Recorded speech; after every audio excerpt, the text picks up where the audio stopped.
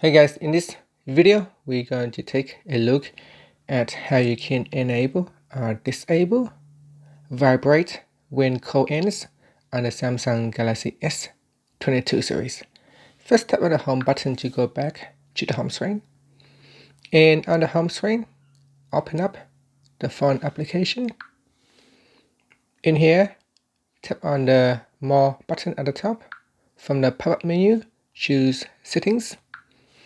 In Settings, go down and tap on Call Alerts and Ringtone, and then tap on Vibrate When Call Ends. So tap on the switch to turn it on or turn it off.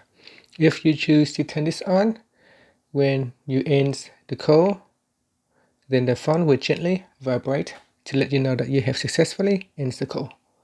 And that's it. Finally, you can tap on the back key to go back to your phone app, or tap on the home button to go back to the home screen. Thank you for watching this video. Please subscribe to my channel for more videos.